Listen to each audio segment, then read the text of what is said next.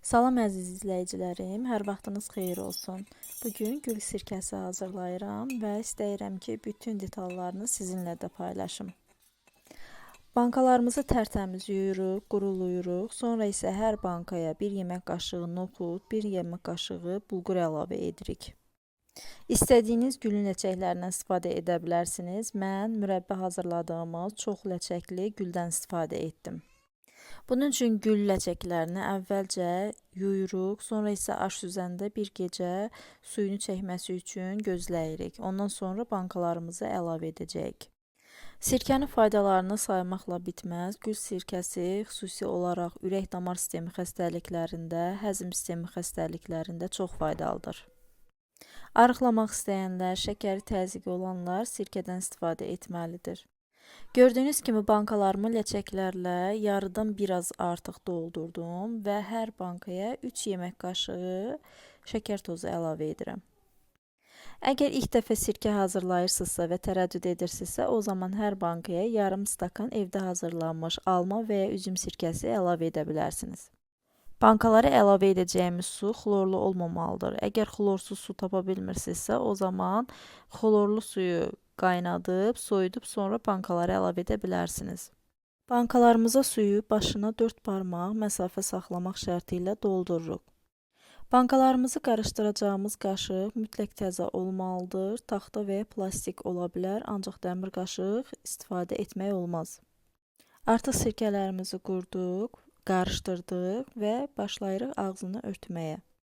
Bankalarımızın ağzını örtmək üçün təmiz mətbəx dəsmalı və ya marladan istifadə edə bilərsiniz. Ancaq çalışın ki, deşikləri iri olmasın, çünki sirkə böcəkləri bankamıza girib öz yumurtalarını qoya bilər.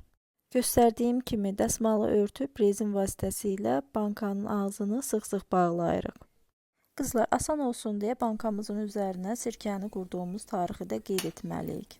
Bugün sirkə hazırladığımızın 3-cü günüdür və bugünə qədər bankalarımızı hər gün 2-3 dəfə qarışdırdım.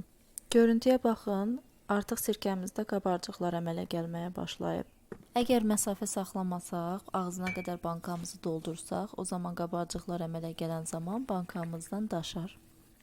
Yenə başlayırıq qarışdırmağa. Yadımızdan çıxmaması üçün mətbəxdə gözümüzün qarşısında bir yerə qoyaq ki, gedib gəlib qarışdıraq. Deməli qızlar, 15 gün ərzində bu prosesi təkrarlayırıq. Gündə 2-3 dəfə bankalarımızı yaxşı-yaxşı dibdən qarışdırırıq.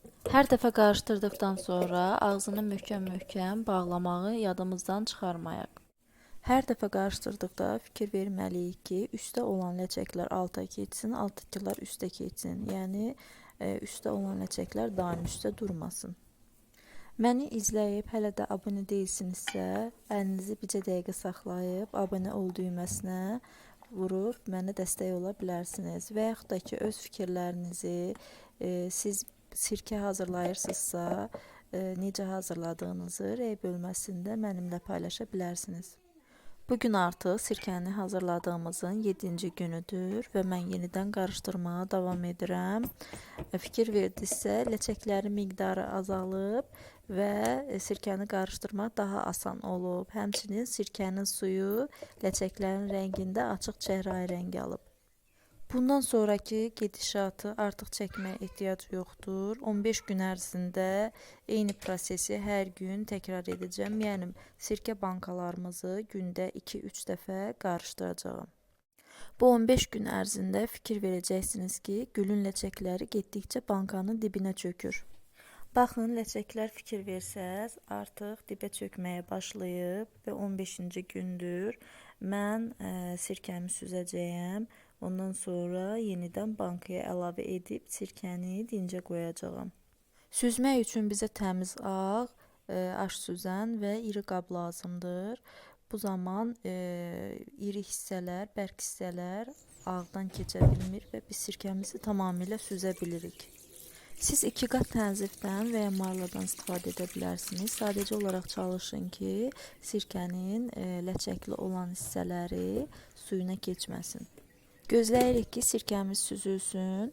Süzülə bilməyən hissələr isə bezimizi hər iki tərəfdən qatlayıb möhkəmcə sıxırıq ki, bütün su aş süzəndən qaba keçsin. Sirkə olduğuna baxmayaraq, güldən hazırlandığı üçün inanın bütün evi gülün qoxusu bürümüşdür. Beləcə yaxşı-yaxşı sıxırıq torbamızı ki, 1 qram sirkəmiz belə hədər keçməsin. Torbamızın arasında qalan bərk hissələri isə əgər evdə dibçəkdə gül saxlayırsınızsa, həmin dibçəyin torpağını əlavə edə bilərsiniz. İnanın, gübrə kimi çox yaxşı istifadə edilə bilir. 2-3 kiloluq bankadan çıxan sirkəmizin bərk hissəsi bu qədər alındı. Və yenidən bankalarımızı yuyub, qurulayıb, sirkəmizi bankalarımıza əlavə edirik və başında yenə 4 barmaq hissədə məsafə saxlayırıq. Sirkəni sıxdığım üçün may hissəsi biraz az qaldı və ona görə mən 1-3 kiloluq, bir də 2 kiloluq bankadan istifadə etdim. Bulanlıq olmağına fikir verməyin, getdikcə bankalarımızdakı sirkəmiz süzüləcək və həlim hissəsi dibinə çökəcək. Bu sırada bankaların üzərinə yenidən qeydiyyat apardım. Sirkəni hazırladığım tarix və süzdüyüm tarixi qeyd etdim. Bankalarımızın ağız hissəsində olan məsafəni salfet vasitəsilə tamamilə qurulayırıq və bundan sonraki prosesdə daha sirkələrimizi qarışdırmırıq. Bankalarımızın ağzını təmiz dəsmalla bağlayırıq və sirkə anası əmələ gələnə qədər sirkələrimizi dincə qoyuruq. Birinci hissəni artıq bitirdim qızlar. İkinci hissədə sizinlə görüşənədək. Sağ olun, salamat qalın.